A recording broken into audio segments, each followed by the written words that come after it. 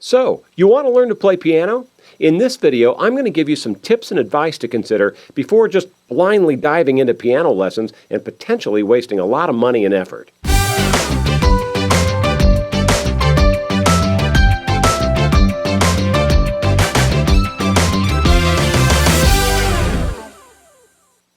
Hi, I'm Scott Houston. Rather than playing some piano and teaching you something in this video, I'm going to talk a little bit instead to you about some things to consider before you just blindly start taking piano lessons. It's funny because I've been kind of swimming in this pond, I guess, of piano education for close to 30 years now. I can't be that old. And I can share with you some great info that'll hopefully help you avoid common pitfalls that a lot of people experience, which then will lead them to typically fail in their goal to learn to play piano or keyboard.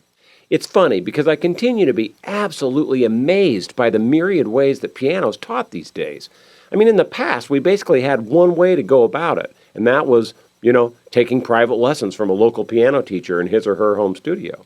Now, I think a lot of people still kind of assume that that's the only, real way to do it, simply because it's all they've ever known. Now, rather than that kind of one-size-fits-all approach, now more than ever, there really continues to be more and more opportunities to find a path that works best for all of us as different individuals. Now, as obvious as this sounds, I think it's really important for you to take a look in the mirror and decide what your goal is towards playing piano. What type of music do you want to play, right? What styles of music are your favorite? Do you want to play classical music and maybe play in recitals or on stage in concert halls? Or do you just want to play other non-classical styles like pop or rock or blues, country, gospel, anything else for your own fulfillment at home? Is your goal to become a really good classical music notation reader? Or are you simply wanting to play some favorite songs from, the type of notation that pros use in studios? Now, do you want to play in a group? Or do you want to just, play by yourself or accompany yourself singing maybe? Maybe you're possibly looking to join a group of friends to learn together with as kind of a social thing. Or maybe you want to play with friends in a band. All these things are the questions that I think are really important to think through before you start to decide the best route towards, your goal of learning to play some piano. And the reason is that depending on the style of piano that you want to learn to play, there's definitely going to be some different choices that you'll want to make, when you're deciding how you want to go about learning that style. Now, unfortunately, history's taught me that the vast majority of people never go through that simple exercise, and they just kind of, default to the only thing they've ever known about piano lessons, which is finding a local private piano teacher to start taking weekly lessons. Now, that's not necessarily a bad thing, assuming that the style of playing that you want to learn is best taught in that environment. So, what I want to do now, the next step, I think, is to take a look at some of the different types of ways to learn piano and then try to match those different ways up with the style of piano playing that you're looking to learn how to play. Now, for the sake of trying to find a way to kind of organize my thoughts, which is a scary thing to do, I think it's fair to say that just about everything that I've ever seen regarding piano education or piano teaching can really fall into one of these kind of main categories. You've got, like we already mentioned, traditional private lessons in a teacher's home or a piano store. You've got private lessons now taught over the internet through video sharing, right? You also have group lessons, which are often taught in a teacher studio or in a retail music store of some sort. You also just have some physical instruction aids like books and DVDs, instructional stuff like that that are intended for self-teaching at home without any instructor. And also there's pre-recorded video lessons found online. So what I want to do is take a really quick look at each one individually, and then we'll assess kind of the big differences. Now, it's not an effort to pick the best or the worst, but I just want to kind of weigh in on the pros and cons of each style. And that should help you more confidently then determine which approach will be best for your individual circumstance. Now also, keep in mind that what I'm doing here, I'm going to try to look through kind of the lens of an adult student looking to become a recreational music maker as opposed to a child student just starting out in 6, 7, 8 years old or something. So this is primarily for adults. So let's start out with the one we know, the tried and true. You've got traditional private lessons in a teacher's home or in a piano store, even in some sort of a studio. Now this has really been kind of the gold standard in the past that very reliably has produced probably 99% of the great classical piano players that have ever existed. And, the pros of this style include absolutely unmatched personal attention and interaction. You also have a great ability to customize the curriculum because the teacher is going to kind of follow your talent and ability on a one-on-one basis. Another great positive is that it really gives you the incentive to keep at it and practice, knowing that you're going to be showing up once a week in person and you've already committed to paying for a weekly private lesson, right? That provides some real incentive.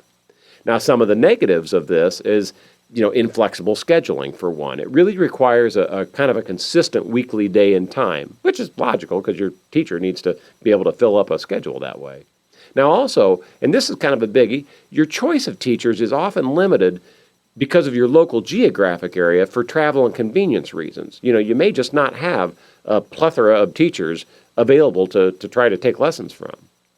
In that same kind of vein, taking it a step further, it can also be very hard to find a local teacher that's convenient for you that has the expertise to teach non-classical styles authentically, if that's what it is you're aiming for. If you're going for classical, you're probably in good shape because that's what the vast majority of private teachers teach. Now, you also don't have the ability to review lessons again after the fact, right? In that case of, wow, I wish I could see how my teacher taught me to play this thing. Once that lesson's over and you're at home, you just have to wait till the next week to get in there and ask questions or see what's going on. Also, you'll probably need to purchase materials in addition to the weekly lesson cost. In most cases, the lessons don't include the cost of your method books and things that you'll be working through that way. And finally, kind of as an adjunct to that, this is likely the most expensive of all the options. But, it's somewhat understandable because a private teacher is doing this for a living, and I think they deserve to be compensated as such. So the next big thing, let's move on to private lessons instead of being taught in a studio or in their home, taught over the internet through some sort of video chat, right? There's now a lot of teachers offering private lessons remotely through the use of some sort of video conference or video chat software like Skype or FaceTime, some of those type of things. Now, the pros here include everything that I just mentioned in the previous traditional private lesson section, as well as the ability to link up with teachers that are not just limited to your local geographic area, right? It really opens and broadens your possibilities. And that equates to the possibility of finding a teacher that really specializes in the area of music that you're interested in studying, now that you've taken the time to ask yourself those questions we talked about, right? Also, you don't have to travel to your teacher's home or studio either. You can take the lesson at home because you're doing it online. And finally, not all, but some of the teachers will also offer the ability to actually record the video of the lesson as you're doing it, online for later playback if you need. So you could try to view the thing again, which we said was a problem before. Now, kind of the negatives or the cons of this is, a biggie is some technological know-how, or at least a really strong comfort level with the equipment that you need to achieve a good video chat, right? Along with that, just a step further, you really need to have the equipment, whether it's 2 cameras or you can really somehow mount it correctly, to get a good camera shot of your hands on a piano. Like I can change mine here, and this kind of a shot, because it's kind of important that your teacher's able to effectively watch you play as you're, whatever it is you're doing on the piano. They need to see that pretty well.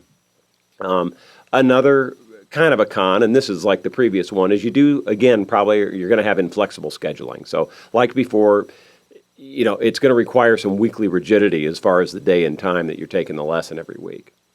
In addition, like before, you're going to need to purchase materials in addition to the weekly lesson costs. And finally, the price is probably going to be similar, if not a little bit higher than that of a traditional in-person piano lesson. So again, those first two are really most likely by far the most expensive route to go. All right, moving on to the next one. Now let's go to group lessons that are either in a retail store or in a teacher's studio if they've got a large room to do it in. Now these types of lessons are typically purchased kind of, per 10 weeks or, per X number of weeks or per course, that kind of thing. And you'll have multiple people that are in the same class at the same time. Sometimes you're all at your own piano if you have a piano lab. Many times they're not, and they're taught lecture style, which works just fine too, all right? Now, the pros of this style is one of the biggies, and it took me seeing this in person and a lot of experience to ever really buy into this, but you know what? There's great camaraderie in a group lesson. And it's not just for social ha-ha fun, but it's also for kind of peer support to kind of help each other through the process as you're all getting started. Like I said, I wouldn't have bought into that until I'd seen it and experienced that a lot in the past. And it really is a real pro for those kind of lessons that I think other kind of lessons you just don't get that same that same goodness out of. You'll also get some personal attention, but less than a private in-person lesson because the teacher's having to, split their time amongst everyone. Now, assuming that your interest is in non-classical styles, these group classes often focus more on kind of recreational music making in those styles versus traditional classical training that most private teachers focus on. So it could be a good route for you if that's the route you're going. In most cases, also, they're less expensive than the individual private lessons. Actually, sometimes they're even free, in which case, just to give you a heads up, you need to expect a little bit more sales pitch from either the store or something in exchange for those free lessons. And that's not necessarily a bad thing. It just is what it is. Now, the negatives, some of the cons of a group lesson, again, you're going to have the inflexible scheduling. It's going to require the same weekly day and time, which is a real problem for some people.